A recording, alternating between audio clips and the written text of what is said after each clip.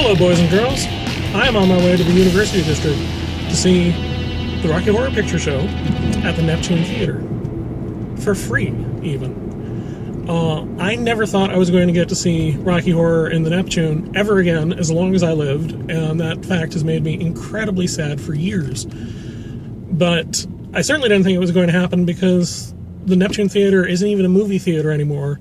It is a music venue, which is cool and all, I guess, but I miss the Neptune the way it used to be. And one of the crucial things about the Neptune the way it used to be was the weekly showing. Was it weekly? I'm pretty sure it was weekly.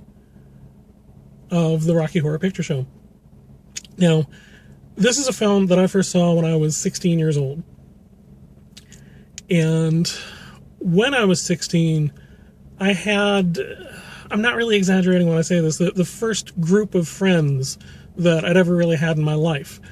I was, in school previous to that, the weird kid, the smart kid, the geeky kid.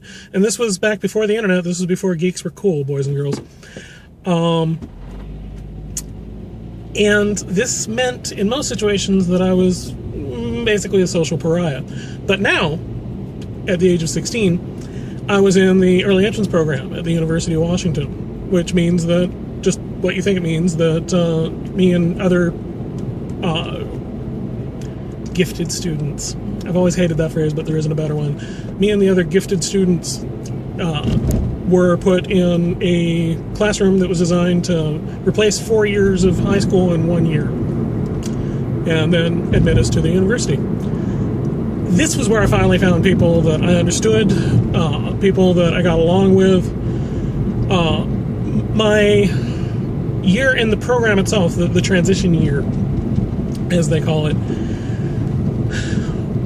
I had friends, but still not really a group of friends. It was the next year that I made friends with a bunch of the incoming transition school students.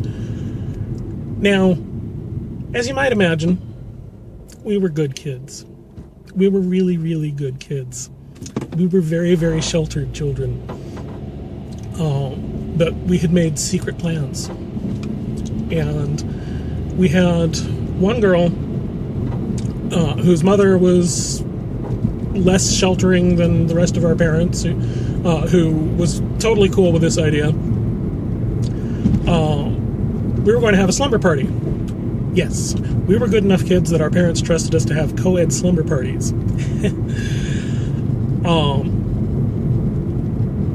Which actually were pretty damn innocent.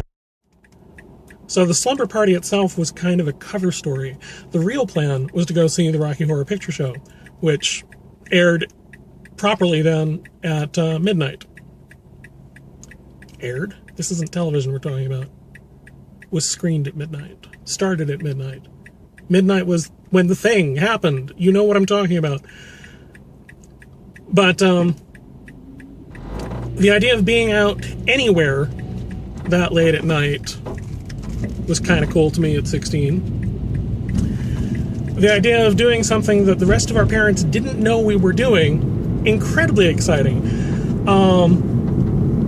So, to begin with, the very fact that we were going to this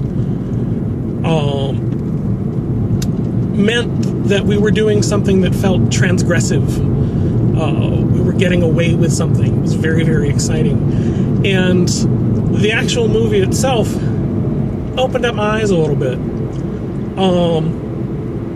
I was aware, even in those pre-internet days, of alternate forms of human sexuality. But I had never been exposed to any of it. I didn't have friends who were gay. I didn't have friends who were bisexual. At least none who were out to me. Polyamory was a word I wouldn't even hear for years. Kink and BDSM, these were all things I was vaguely aware of, but they happened quietly behind closed doors. Not in this movie. This movie is such a celebration of smashing open all your preconceived notions and doing what makes you happy. Things things go wrong in the end. I suppose there's theoretically some moral lesson to be learned from all this, but the rest of the movie teaches you that you can be anything you want to be. You can express yourself any way you want to express yourself. You can dress however you want to dress. It doesn't matter. To hell with anyone else. Be yourself. And this became a touchstone for me. And I have seen Rocky Horror many, many times since. Usually properly, by which I mean in a theater, and by which I ideally mean with a stage cast mimicking the actions of the characters on the screen. And with the audience screaming along with audience participation lines that have been passed down via oral tradition. And I'm not a religious person. You may have guessed that. But there's some kind of human need, I think, for ritual, for call and response.